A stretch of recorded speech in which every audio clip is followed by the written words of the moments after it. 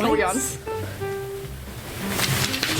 Shit, we've been live for 5 minutes. Alright. Hello everybody and welcome back to the We'll Figure It Out CNE news station.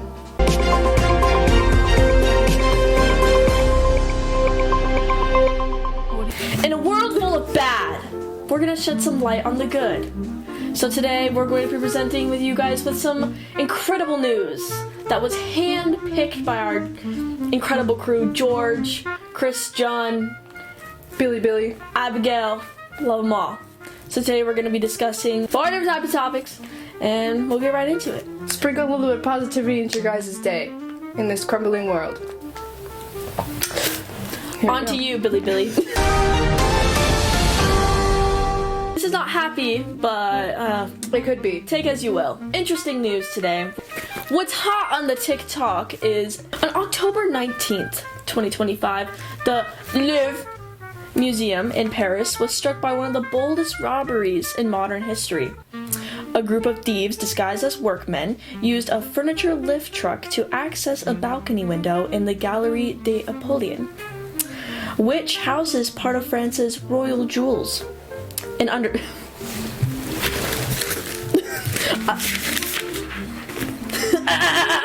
wait, I forgot where I was on my paper. In under 10 minutes, they smashed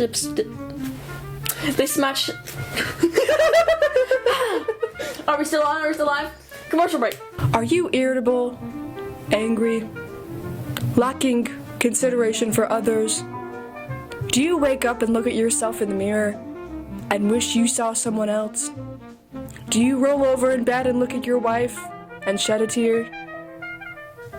Try empathy. You wake up a new man. You smile. You hug your wife. You kiss the mirror. You have a quarter in your pocket.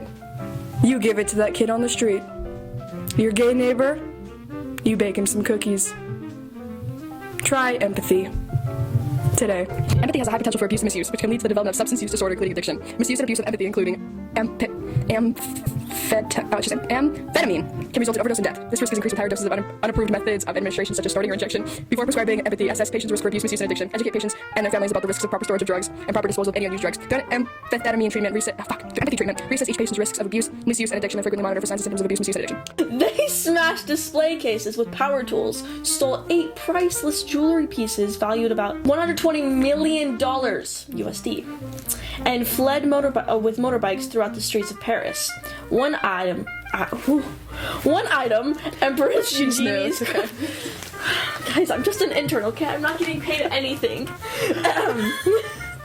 One item, Empress Eugenie's crown, was dropped and recovered, but the rest remain missing. Investigators have collected over 150 pieces of forensic evidence and entered the stolen jewels into Interpol's database. Though experts warn the treasures may be difficult to recover if they are dismantled or melted down, the heists have drawn worldwide attention not to only the monetary loss, but also for the cultural and historical blow to France, raising serious questions about the museum's security and vulnerability of even the most iconic institutions. Other things to note. The museum's director, Laurence Descartes, sorry guys. That was actually pretty good. Had to meet the French Senate for a little bit to discuss what went down exactly, what could have possibly went wrong with the security and just everything about this situation. The main issue, she said, that there was weak perimeter protection, meaning that they didn't have strong surveillance throughout the museum, and one of the few cameras that were pointed at the balcony were actually pointed the wrong way.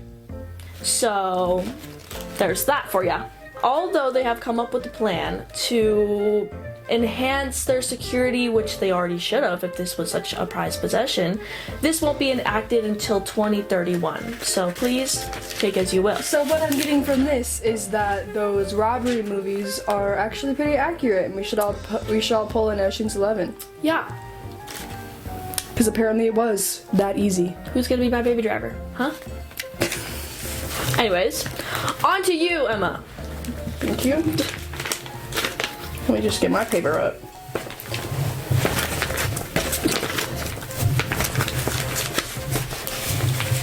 Speaking of taking out the trash, Scientists have discovered a plastic-eating enzyme that breaks down waste quicker than anything else we've ever tried. Plastic. It's everywhere. And it's in our bottles. It's in our clothes. It's even in our oceans. Dare I say. And while it's one of the most useful materials humans have ever made, it's also the hardest to get rid of. Most plastics take hundreds of years to break down, if they do at all. But scientists, including researchers supported by the National Institute of Health, which right now is not the most credible thing to source for political reasons. I'm not going to get into that. In the past, it was a pretty accredited institution. We'll move on. They are working to support biological solutions, enzymes, right? Walk with me here. One enzyme is called PET, P-E-T in all caps, and then ACE. Right? You biochemists out there. The one called PET ACE are nature's tiny molecular scissors. They can snip apart the chemical bonds in plastics, such as PET. That's the stuff found in disposable bottles and food containers, and turn it back into its basic building bonds. Isn't that fucking dope? That's really cool. That's really sick, okay? Now here's where it gets exciting. Normally, a plastic bottle might take centuries to degrade, but with these engineered enzymes, scientists have managed to break down plastics in days. Even hours under the right conditions. Wow. Protect those scientists. Imagine a recycling plant of the future, not filled with smoke and melting vats, but with giant vats of liquid enzymes quietly munching away at plastic waste, turning it into something that can be reused again and again. Well, Fall in love again. this Y'all know who she is. this breakthrough could change everything. Less plastic in landfills, less microplastics in oceans, and more sustainable ways to reduce and reuse what we already have. Of course, there's still a long way to go. These enzymes need to be scaled up, stabilized, and made affordable, but the idea that we could one day use biology to undo one of the biggest side effects in modern life, that's revolutionary. Speaking of shit. Hold on. Are we on? Abigail, are we on? Good. Speaking of healing, the ozone layer is healing. Give it up, everybody. Woo! Shout out Earth, let's go. The ozone layer, our planet's protective shield against the sun's harmful UV rays, has been long under threat from human-made chemicals called chlorofluorocarbons. CFC, for the sake of me, okay? However, thanks to global action, the latest scientific data show the layer is now healing. Everybody give it up.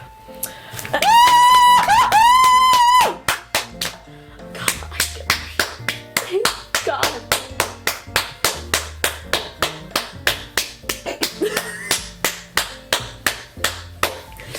And who do we have to thank? Not goddamn humans. Alrighty. Recent reports from the World Meteorological Organization, WMO, revealed that the annual ozone hole over the Antarctic in 2024 was significantly smaller compared to recent years. At the same time, global stratospheric ozone levels have been rising. The layer over many mid-latitude regions is projected to return to its 1980 levels by 2040 if current policies hold. So it's gonna take some time, okay? We have made a lot of damages to the ozone layer, although humans have done a lot. We're making progress. Another major piece of evidence comes from a study led by scientists at Massachusetts Institute of Technology, which found with high statistical confidence that the Arctic ozone layer's recovery is directly linked to the reductions in ozone-depleting substances, rather than just natural variety. Together, these lines of evidence shift the picture. No longer just, we hope it's getting better, but we see measurable improvement, and we can attribute much of it to human policy. This is a rare environmental successful story. That That said, it's important to remain cautious. For recovery, global will still take decades, and new threats, for example, rocket launches or climate change interactions, may slow its progress, but the healing is real. But the work isn't done. So we still have a lot to learn, but we're getting it done. Thank you, Earth. We love the Earth. Speaking of human progress, let's talk about a completely different kind of innovation. One that's less about science and more about community. Have you ever needed a power drill for just one quick project? Or a sewing machine for a single costume? Or maybe a tent for one weekend? Most of us go out and buy those things, and then they sit in a closet unused for years. Enter the Library of Things. Just like a regular library lends books, a Library of Things lets you borrow items, tools, kitchen appliances, musical instruments, electronics, even board games. You borrow them for a few days, use them, and bring them back. It's a simple idea, but it's changing how people think about ownership.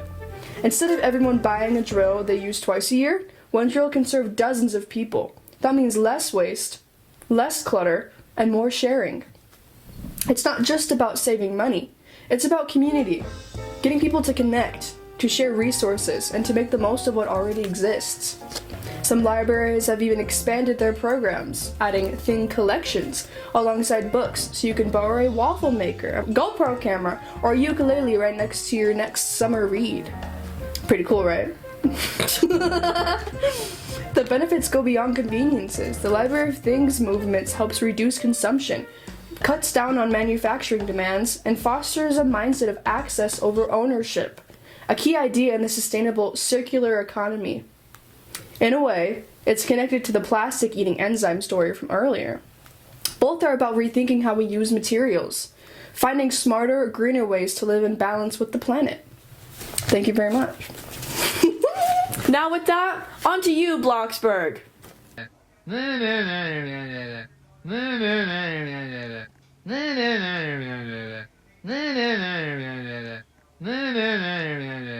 In a world clouded by terrible decisions and suffocating anxiety, go to bed tonight knowing that there are positive things happening. And that you too can drive like me. Ka-chow! That is it for today on CNE News. I'm Coral. I'm Emma. This is the We'll Figure It Out podcast. Thank you for tuning in.